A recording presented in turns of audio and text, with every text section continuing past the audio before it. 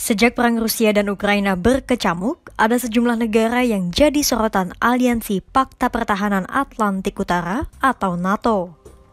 Selain Rusia itu sendiri, NATO menyoroti 3 negara lain yang menjadi latar belakang kekuatan Rusia. Mereka adalah China, Iran, dan Korea Utara.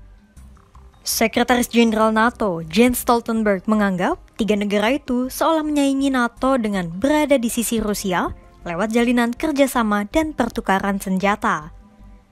Stoltenberg menyatakan terdapat hubungan timbal balik dalam pertukaran senjata antara Rusia dan ketiga negara itu. Stoltenberg menyampaikan bahwa 90% impor elektronik mikro Rusia berasal dari China. Elektronik itu digunakan Rusia untuk memproduksi rudal, tank, dan pesawat terbang. Tak hanya itu, China juga disebut mendukung kemampuan satelit dan energi Rusia. China is propping up Russia's war economy, sharing high-end technology like semiconductors and other dual-use items with Russia. Last year, Russia imported 90% of its microelectronics from China, used to produce missiles, tanks, and aircraft. China is also working to provide Russia with improved satellite capabilities and imagery.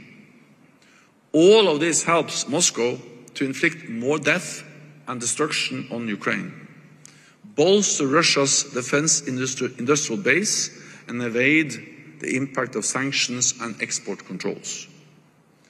China says it wants good relations with the West. At the same time, Beijing continues to fuel the largest armed conflict in Europe since World War II. Sementara di Korea Utara, lebih dari 10.000 kontainer amunisi telah diproduksi untuk dikirimkan ke Rusia. Meanwhile, North Korean factories are operating at full capacity to produce munitions for Russia. Over the past 6 months alone, more than 10,000 containers have been delivered, likely amounting to well over 1 million shells or artillery rounds.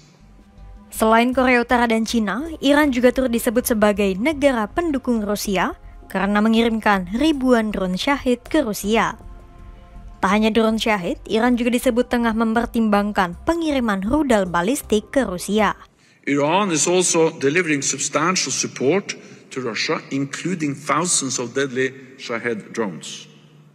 And we are concerned by reports that Iran is also considering transferring ballistic missiles to Russia. Sebagai imbalan atas pengiriman senjata dari 3 negara itu, Rusia disebut membantu China, Korea Utara, dan Iran dengan melakukan transfer teknologi. Transfer teknologi dari Rusia itu nantinya digunakan untuk mengembangkan rudal dan senjata berkemampuan nuklir milik China, Korea Utara, dan Iran. In return for their support, North Korea and Iran are receiving Russian technology and supplies to help them advance their missile and nuclear capabilities. So what we see is that authoritarian powers are increasingly aligned. Hubungan keempat negara itu pun jauh dari kata konflik, mengingat Presiden Vladimir Putin beberapa kali menemui ketiga kepala negara itu. Kedekatan hubungan keempat negara itu pun membuat panas NATO dan Stoltenberg mengecam transfer senjata di antara Rusia, China, Korea Utara, dan Iran. Menurut Stoltenberg, hubungan itu hanya akan memperpanjang konflik dan terus mengobarkan perang terbesar di Eropa saat ini.